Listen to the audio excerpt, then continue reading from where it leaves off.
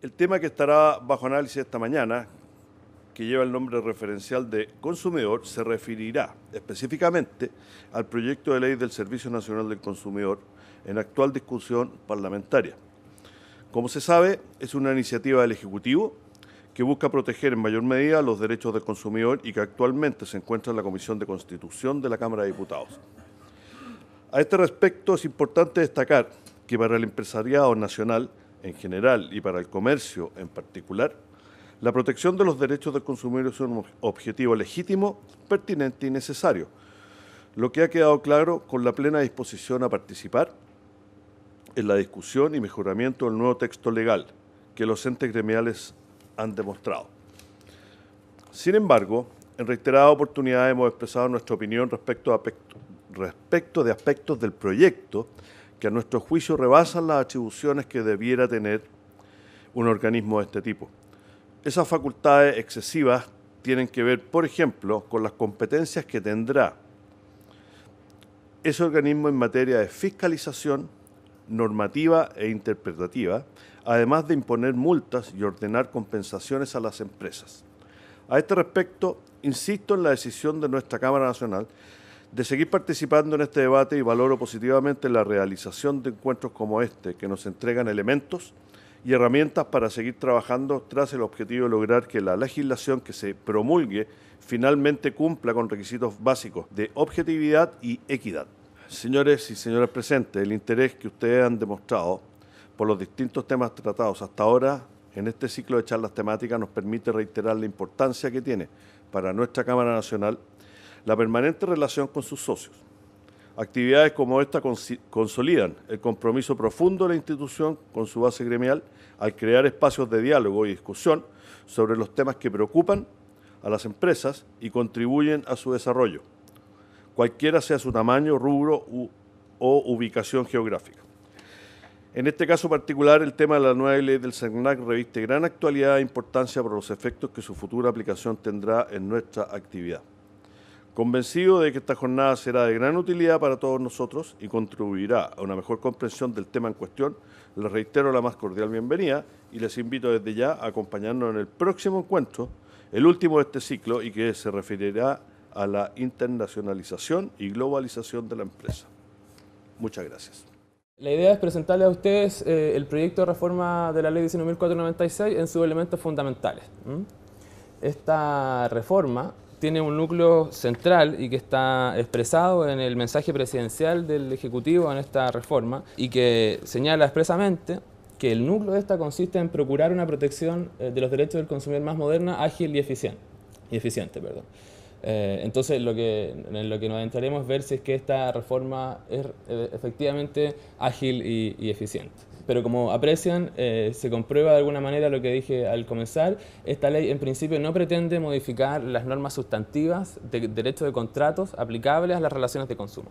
Hemos seleccionado 5 principales modificaciones de este proyecto de ley. El primero y tal vez el más paradigmático es el que contempla modificaciones a el rol y las competencias del SERNAC. Hay una serie de normas que introduciría este proyecto de ley que engrosan o hacen más densa las facultades y las competencias del SERNAC, desde que le otorga más facultades de fiscalización, de instrucción de procedimientos y también sancionatorias, incrementando también las sanciones. Uno de los segundos aspectos que queremos tratar es relativo al establecimiento de nuevos procedimientos para la protección de los derechos del consumidor. Esta ley establece facultades al SERNAC para conocer de esos procedimientos y establecer sanciones. En tercer lugar, la incorporación de mediaciones obligatorias, tanto en procedimientos individuales como colectivos. La idea que hay detrás de esta reforma legal en cuanto a las mediaciones es destrabar los procedimientos judiciales que puedan ser evitados a través de una mediación anterior.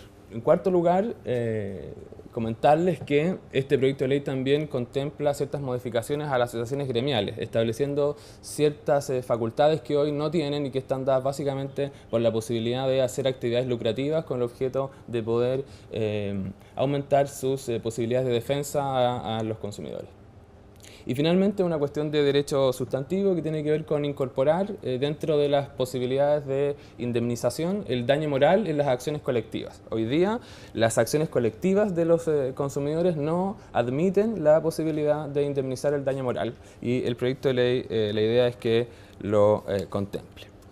Probablemente la más conocida y la más potente de las modificaciones de este proyecto de ley consiste en las modificaciones y aumento de facultades al CERNAC. ¿Por qué o qué es lo que hay detrás de esta reforma de ley? Está la constatación de que el CERNAC tiene efectivamente al día de hoy facultades restringidas. Si es que lo que se pretende es que el CERNAC entonces tenga mayores facultades, uno podría sostener que esta reforma está bien encaminada. Otra cosa es sostener, digamos, que lo que queremos es que el CERNAC tenga o no mayores facultades. Entonces, al día de hoy, el CERNAC tiene las siguientes facultades, principalmente educar e informar acerca de los derechos de los consumidores, lo que hace a través de una serie de actividades, pero que son solo entonces funciones informativas. En tercer lugar, una función de protección a los consumidores más bien limitada, uno podría sostener, y que consiste básicamente en poder hacerse parte de ciertos procedimientos judiciales de protección a los consumidores. Y finalmente, fomentar la participación ciudadana en relación a estos temas. Por estas razones, vale decir, por esta especie de falta de densidad o de ligereza aparente, a lo menos en las facultades del CERNAC, es que el Ejecutivo propone una modificación. Se ha sostenido usualmente que el CERNAC es un león sin dientes. Vamos a ver entonces si es que las reformas hacen que este león tenga o no tenga dientes. El proyecto contempla las siguientes nuevas facultades para el CERNAC, y estas facultades están en consonancia con una serie de otras modificaciones regulatorias a varias instituciones fiscalizadoras de este país. Básicamente, en consonancia con las facultades que han sido proporcionadas a la Fiscalía Nacional Económica en los casos de protección a la libre competencia, y también facultades que han sido conferidas, por ejemplo, a la Superintendencia, específicamente a la Superintendencia de Valores y Seguros en relación al mercado de valores, o a la Superintendencia de Bancos e Instituciones Financieras en ese rubro. La primera gran facultad nueva que destaca en el CERNAC es la facultad de fiscalizar y de investigar. Incluso esta facultad está revestida de las posibilidades de pedir o exigir a los emprendedores o a los proveedores el cumplimiento de ciertas disposiciones legales y la entrega de información, incluso pudiendo sancionar en el caso que el emprendedor no entregue la información requerida. En segundo lugar, la posibilidad de instruir procedimientos, vale decir, no tan solo de iniciar investigaciones, sino que también iniciar procedimientos que persiga la responsabilidad de los empresarios. En tercer lugar, la facultad de sancionar con sanciones de multas u otras medidas para prevenir o corregir la infracción cometida, incorporando incluso la posibilidad de ordenar el reintegro de cobros hechos en infracción a la ley.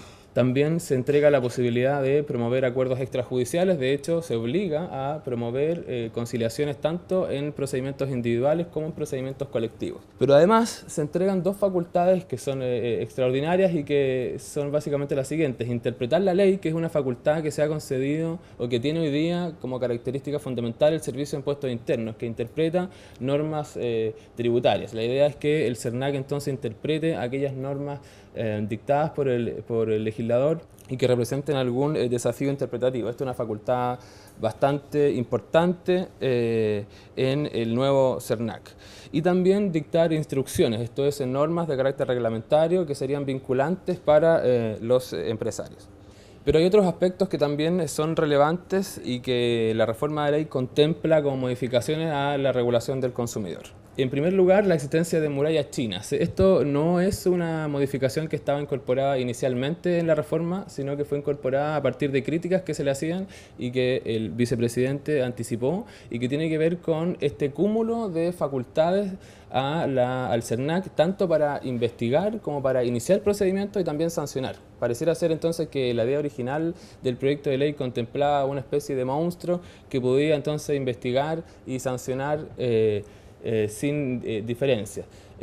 Esto, sepan ustedes que es esta necesidad de dividir esas facultades de fiscalización de investigación y de sanción es también lo que existe detrás de uno de los principales proyectos de ley en materia penal, en donde en la reforma procesal penal una de las ideas fundamentales es separar estas facultades que anteriormente estaban concentradas en el juez. Entonces, hoy día, por ejemplo, existe un encargado de la investigación, como es la Fiscalía, un encargado de la instrucción del procedimiento, que es el juzgado de garantía, y un juez distinto encargado de establecer la sanción, que es el juez oral en lo penal. Entonces, el CERNAC en el proyecto original contemplaba todas estas facultades juntas. Una de las reformas, una de las modificaciones a este proyecto consistiría en establecer una especie de murallas chinas o cortafuegos, divisiones internas que hagan que la fiscalización esté a cargo de ciertos funcionarios, que la instrucción de los procedimientos esté a cargo de otros y que las sanciones también lo esté en manos de otros funcionarios. Este modelo de murallas chinas es un modelo que se ha aplicado hasta hoy exitosamente en la Superintendencia del Medio Ambiente. Además, en esa misma lógica de murallas chinas, la idea es que se establezcan, también con modificación del proyecto original, subdirecciones encargadas de la interpretación de la ley y de la dictación de instrucciones. La idea entonces es una especie de separación de funciones. Pero como reitero, esto no es una incorporación o no es una cuestión que estaba considerada en el proyecto original, sino es más bien una modificación al proyecto. En segundo lugar, se contemplan modificaciones en la competencia para conocer los conflictos. Una de las facultades que ya comenté que se incorporan al CERNAC es la posibilidad de conocer de conflictos que hoy día están bajo la competencia de los juzgados de policía local. De hecho, en parte del proyecto, el CERNAC tiene competencia exclusiva sobre ciertos procedimientos judiciales. En tercer lugar, el incremento de facultades fiscalizadoras y de las posibilidades de establecer sanciones, dentro de las cuales a nosotros, en nuestra opinión, es muy relevante que en la discusión parlamentaria y la discusión pública se incorpore las facultades del proveedor o del emprendedor para los efectos de determinar la cuantía de la multa, con el mismo sentido en que conversábamos recién. Y finalmente, la creación de la figura de un instructor, que es entonces el que llevaría o tendría a cargo el procedimiento. Esto no termina acá, hay una serie de otros aspectos bastante novedosos que presenta esta reforma, distintos a la organización interna del CERNAC. En primer lugar, destaca el refuerzo de las asociaciones de consumidores. La ley, bajo la idea de proteger entonces o engrosar en la protección de los consumidores, lo que intenta es fortalecer las asociaciones gremiales de consumidores a través de incorporar la posibilidad de realizar actividades lucrativas con el objeto de recaudar fondos y destinarlos a la protección de los consumidores. Y también el establecimiento de fondos concursables con el objeto de que puedan ser financiadas también estas actividades. La limitación correlativa que establece la ley es la imposibilidad de que estas organizaciones puedan distribuir utilidades. Pero entonces se incorpora la posibilidad de que ellos puedan generar actividades lucrativas y financiarse. También, como ya comenté, las mediaciones obligatorias. Y una modificación que es bastante discutida y que puede representar una contingencia muy importante para los proveedores tiene que ver con la responsabilidad solidaria que pretende establecerse para el pago de las multas a los ejecutivos principales, fundamentalmente los gerentes y los directores de las compañías. ¿Qué significa una responsabilidad solidaria? Significa en el fondo que están esos mismos representantes obligados al pago de la multa tal cual si fuera la compañía. El fisco podría exigir el cobro de esas multas directamente tanto a la compañía como a sus representantes. Eso significa responsabilidad solidaria. Además, y como ya comenté anteriormente, la posibilidad de solicitar indemnizaciones por daño moral en ámbito colectivo, esto anteriormente no se contemplaba. Y dos últimas modificaciones que tienen que ver con una discusión que se ha dado en este proyecto de ley a propósito de quién va a ser el tribunal competente para conocer de los conflictos y si se va a exigir o no la comparecencia de un abogado. Ustedes saben que la exigencia de un abogado de los procedimientos lo que hace muchas veces es encarecer la defensa de los consumidores. Entonces esto ha suscitado una discusión bastante profunda y una de las ideas fundamentales que se manejan al día de hoy es la creación de una defensoría de los consumidores a cargo de las corporaciones de asistencia judicial. En relación a los procedimientos, esta ley contempla dos diversos procedimientos para la reclamación de los derechos del consumidor. Un procedimiento administrativo y un procedimiento judicial. Lo que pasaría con la nueva reforma, que el CERNAC recibiría la denuncia, tendría la obligación de comunicarla al proveedor para ver si se logra un acuerdo, y eso está bajo la nueva reforma, eso sería obligatorio, con un plazo determinado, y si no se consigue el acuerdo, entonces se puede iniciar un procedimiento, pero ya no necesariamente ante el juzgado policial local, sino un procedimiento directamente ante el CERNAC. Y la ley lo que hace es distinguir cuándo se puede o se puede ir a fase administrativa en el CERNAC o directamente a los juzgados. Y el CERNAC solo tiene facultades para establecer sanciones, pero no para condenar indemnizaciones por los daños que se le puedan haber causado a los consumidores. Entonces, bajo 25 UTM, el CERNAC tiene facultades para establecer sanciones y no para indemnizar, y sobre 25 UTM la competencia es del juzgado policial local. Las etapas serían las siguientes.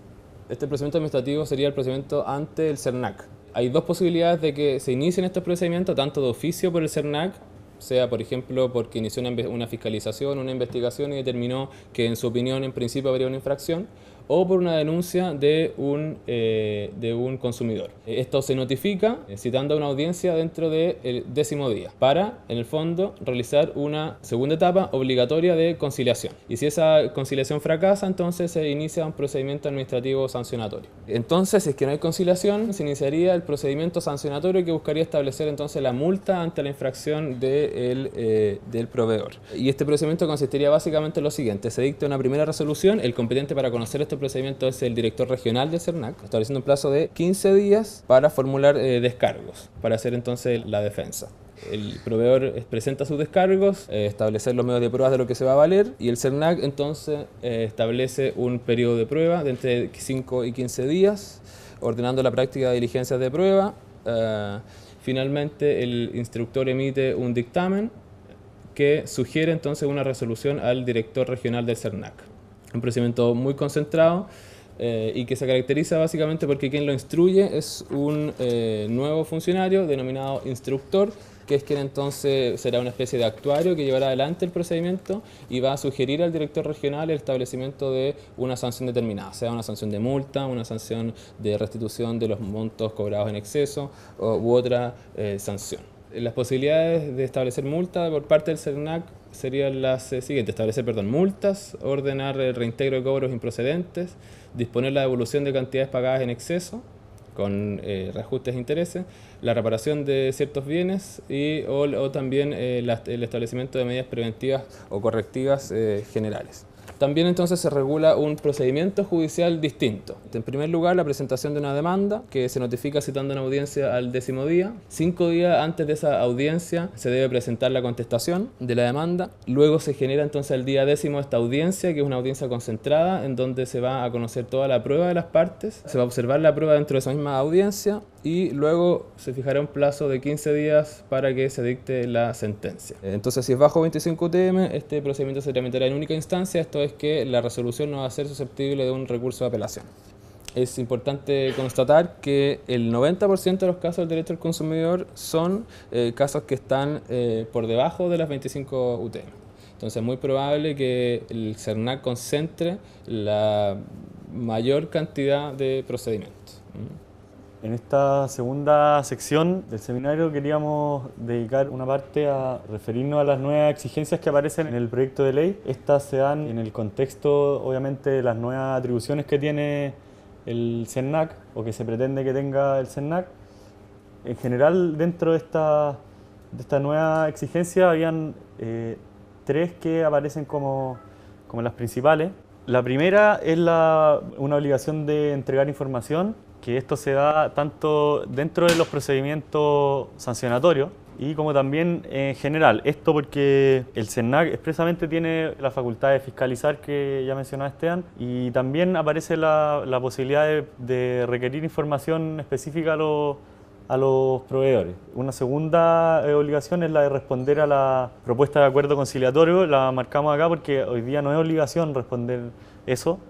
En cambio ahora está en estas etapas que yo mencioné, una previa o sea, inmediatamente presentada la denuncia, luego una en esta audiencia a la que cita el CERNAC, se obliga en el fondo a responder, ya sea, aunque sea negativamente, pero hay una obligación de responder y idealmente presentar una propuesta de acuerdo. Y finalmente está la obligación que la caracterizamos como facilitar las labores de fiscalización.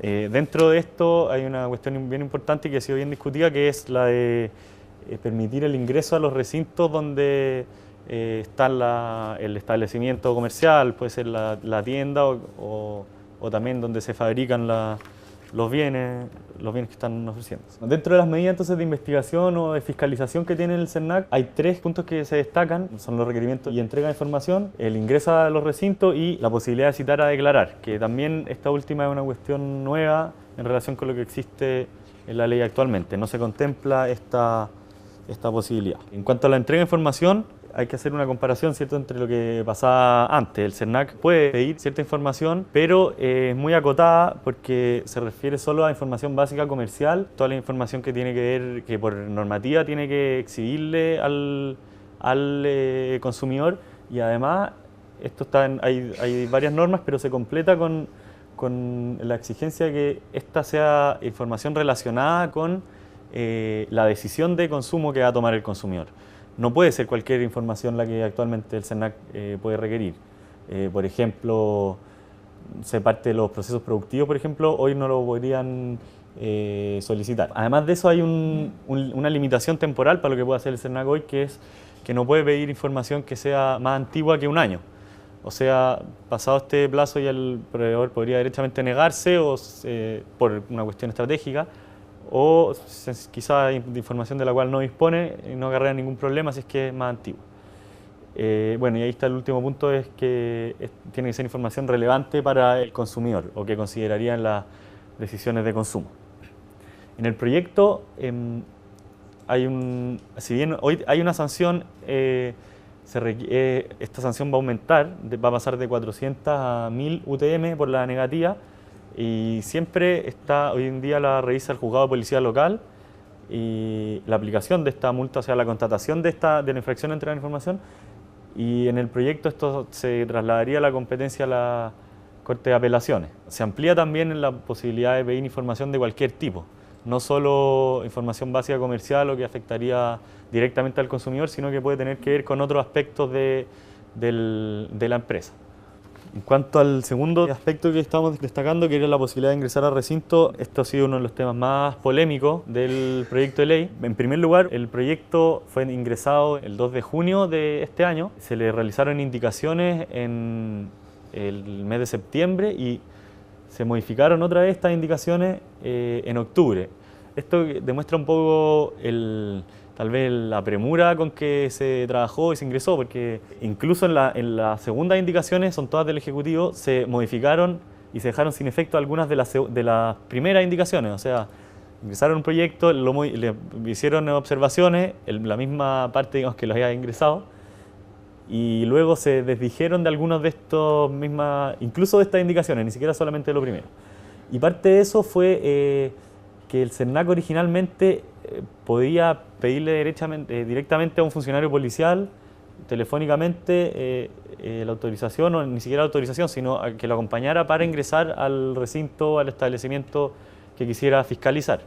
O sea, sin ninguna orden de un juez ni nada, que es incluso una facultad mayor a la que tiene hoy día el Ministerio Público en persecución de cuestiones penales. Entonces aparecía como una facultad demasiado exacerbada, exagerada, y esto se moderó.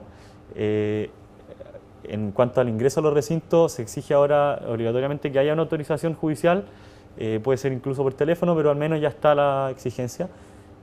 Sin embargo, se mantiene para ciertos casos que no sea necesaria la autorización, son casos bien específicos, en que haya peligro a la salud de los consumidores o a su seguridad, y el caso de la sobreventa en espectáculos masivos. Ese último punto debe estar probablemente relacionado con temas de seguridad también, porque hay un riesgo evidente en que en algún espacio cerrado tenga su capacidad superada. Entonces ahí está por un lado la infracción que se comete al sobrevender, y aparte el riesgo en que se encuentran los consumidores de ese espectáculo, de ese servicio, cuando el lugar está superado en su capacidad.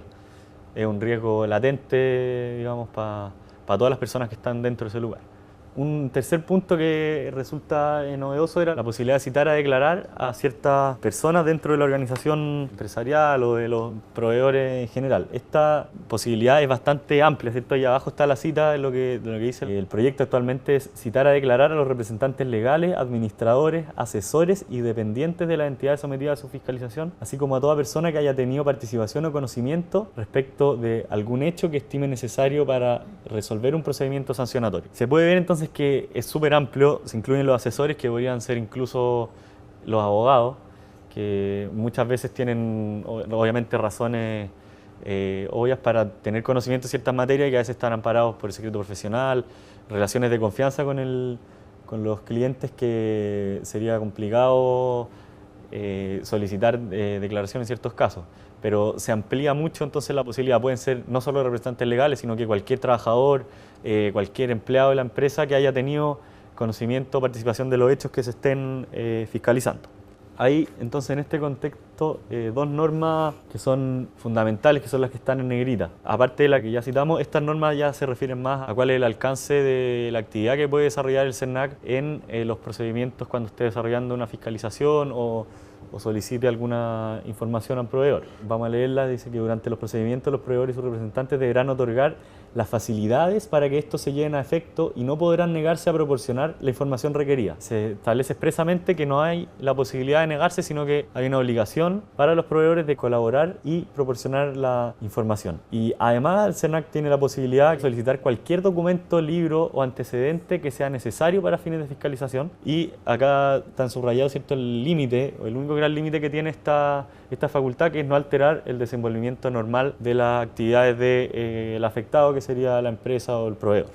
Bueno, una cuestión relevante también son las sanciones que hay para el caso de no colaborar o no entregar la información. El monto actual que se propone es hasta 1000 UTM, y acá quería mostrar un poco cómo ha evolucionado esto a lo largo del tiempo. Antes del año 2011 llegaba hasta 200 unidades tributarias mensuales, agotándose exclusivamente a la información básica comercial, y esto se amplió con la ley del SERNAC financiero hasta las 400 UTM. Hoy día ya va a ser más del doble de eso. Y aparte lo ponemos también como una sanción el tema de la solidaridad, porque tiene consecuencias directas con los representantes de la empresa. La sanción supletoria al día de hoy son 50 unidades tributarias mensuales. La sanción supletoria es toda la que no tenga alguna regulación específica, alguna multa que se aplique por un incumplimiento al deber de garantía, por ejemplo. Se puede multar el día de hoy hasta con 50 unidades tributarias mensuales, o al deber de seguridad en el consumo. Va a ser 6 veces mayor más o menos, hasta llegar a las 300 unidades tributarias mensuales. En el caso de las multas más altas, pasa hasta las 3000, que tienen que ver con la venta justamente sobre cupo de espectáculos segundo casillero, y en el cuarto la vemos ahí, la publicidad engañosa y la sobreventa de espectáculos. Se aplican más o menos unas multas que van entre 30 UTM, 40 UTM. No nos ha tocado ver que se aplique el máximo. En principio nos parece que sería difícil que ese mismo rango, digamos, que se estén aplicando en la franja superior, no debería darse tanto, porque bueno, la diferencia sería raro que inmediatamente pasaran a aplicar multas de 200 o 300 UTM, pero podría ser. Es una cuestión que vamos a conocer solo en la práctica, y cuando el SERNAC, si es que esto llega a término, esta ley, comience a aplicar las primeras sanciones. Esperamos que se mantenga como más o menos como el día de hoy, en que el juzgado de policía local atiende también a las razones del proveedor y no aplica la multa máxima directamente. Bueno, entre las razones que debe ponderar o que deberá ponderar el SERNAC para aplicar la sanción está, por ejemplo, la capacidad económica del proveedor. Está también la colaboración que haya prestado con el procedimiento. Por eso de ahí la importancia de responder, por ejemplo, los correos que mencionaba el vicepresidente a propósito de la mediación, o entregar la información que pidan, o a lo menos, si no se quiere entregar, dar una respuesta razonable, o entregar alguna parte de la información de manera tal de colaborar y no parecer un proveedor, digamos, hostil, sino que alguien que está llano un poco a colaborar. Al final se trata del cumplimiento de la ley, no es otra cosa. Como decía Esteban, es un contexto especial en que se dan ciertas reglas, digamos, para moderar ese desequilibrio que existe naturalmente entre los proveedores y los consumidores. La calidad también de reincidente, la cantidad de multas que se aplican por ese caso, la cantidad de infracciones, perdón, no de multas, son todos aspectos y hay mucho más. Son, como les decía, 12 o 14 los que están específicamente mencionados en la ley, que son las cuestiones que tienen que tenerse presentes para efectos de determinar el monto de la sanción.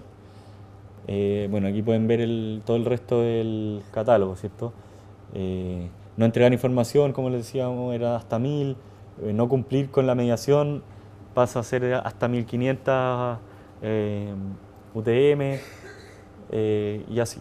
Pueden ver que son varias es bien variado el rango de las multas. Finalmente queremos referirnos a algunos otros aspectos novedosos de esta ley. Algunos ya lo mencionó someramente Esteban, que son el fortalecimiento de la solución amistosa, la aplicación del principio que se llama en derecho de la reparación integral, la obligatoriedad aparentemente del patrocinio por un abogado y lo que se trata del fortalecimiento de las asociaciones de consumidores, el fortalecimiento de las soluciones alternativas. Hay varias instancias que son las que están ahí en verde para lograr terminar el procedimiento antes de llegar al procedimiento sancionatorio o incluso al procedimiento de indemnización civil. Está esta propuesta previa al procedimiento, luego está la audiencia obligatoria de conciliación y finalmente está la etapa de transacción en el juicio de indemnización propiamente tal. Destacamos acá también que tiene el valor de transacción extrajudicial y que además extingue la responsabilidad civil y la contravencional, ¿cierto? Que tenga valor de transacción significa que pone término a un juicio eventual o pendiente. Y el procedimiento de mediación colectiva, el día de hoy se hace, el CERNAC en 2012-2013 llevó a cabo aproximadamente 380 mediaciones que tuvieron resultado exitoso. Eso en el contexto de una facultad que el CERNAC ejerce de manera desformalizada, o sea, no hay un procedimiento regulado que obliga a todo esto, sino que solo esta comunicación que el CERNAC da una vez que recibe un reclamo al proveedor para ver qué disposición tiene. Ahora se va a dar este procedimiento bastante reglado con estas dos etapas bien precisas, obviamente con la finalidad de no judicializar el conflicto y está bien regulado también a propósito de la mediación colectiva. Hay un párrafo completo del proyecto que se dedica precisamente a esto. Este otro aspecto también es bien novedoso, que el principio de la reparación integral tiene que ver con la incorporación del daño moral en los juicios colectivos. Hoy día de hoy no existe eso, se va a incorporar expresamente a las posibilidades de disputa en un juicio de esta naturaleza. Los juicios colectivos son especiales dentro de la regulación de derecho del consumidor y están a cargo. Están limitadas las personas que pueden hacerse parte, son el CERNAC, las asociaciones de consumidores y un grupo particular de 50 o más consumidores, y tienen un procedimiento, como se trata de un caso más complejo que una relación entre un solo consumidor y un proveedor, tienen un procedimiento que en este caso sí se revisa ante los juzgados civiles y es bastante más largo. En cuanto al patrocinio obligatorio de abogados, es un tema que nos llama la atención a nosotros, que se ha incorporado en el proyecto, porque las reformas anteriores de la Ley del Consumidor fue también un tema bien discutido y que se eliminó justamente para facilitar el acceso a los juzgados de policía local y facilitar y abaratar los costos, que es un gran tema en el derecho del consumidor, es el costo de transacción que existe entre presentar una demanda por un caso que puede ser de muy poca cuantía. Nadie va a contratar a un abogado no sé, porque un electrodoméstico se le echó a perder, porque probablemente sea más caro contratar a esa persona que pagar o comprar de nuevo el producto.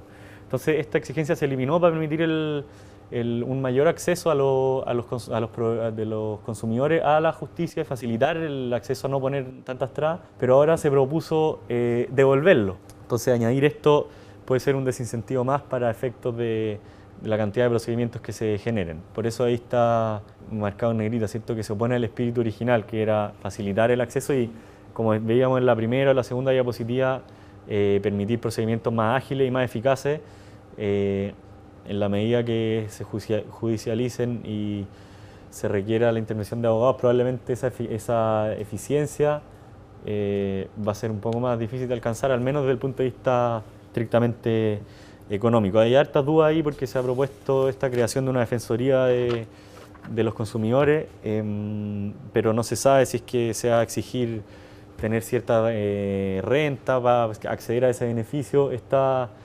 Hay un poco una cuestión nebulosa todavía ahí en ese aspecto. En cuanto a las modificaciones respecto de las asociaciones de consumidores, se busca darles mayor participación, principalmente a través de medidas que les permitan acceder a más recursos, tales como la posibilidad de desarrollar actividades lucrativas y el aumento de los fondos concursables al doble de los cuales pueden acceder. Obviamente tienen también unos deberes como la prohibición de repartir excedentes y la obligación de destinar los fondos al financiamiento interno. La reforma, si bien le da muchas facultades al SERNAC, nuevas que son algunas un poco elevadas o exageradas, yo creo que no hay que pensar al SERNAC como una institución que va a dedicarse a atacar a los proveedores, sino que su función principal es velar por el cumplimiento de la normativa del consumidor, pero en ningún caso pretende beneficiar injustificadamente a los consumidores. Aparte de toda la discusión que podamos tener en cuanto a la intensidad y la desproporción de las facultades, esto representa, como decía Esteban al comienzo, un desafío en ciertos puntos para los proveedores, deberes que en ciertos casos no son mucho mayores de los que tienen normalmente en derecho civil o incluso en cumplimiento de la normativa específica de derecho consumidor. Un desafío que yo creo que hay que esperar cómo se resuelve todos los pequeños problemas que aparecen en la ley y las discusiones, pero no una razón para preocuparse más allá de lo que normalmente tienen que cumplir en el desempeño del servicio o de la venta de los productos que cada uno de los proveedores ofrece. En ese sentido, más allá de estos temas de la información y la colaboración, la exposición a multas altas, no hay grandes cambios que deban implementarse por ustedes al final, por los proveedores.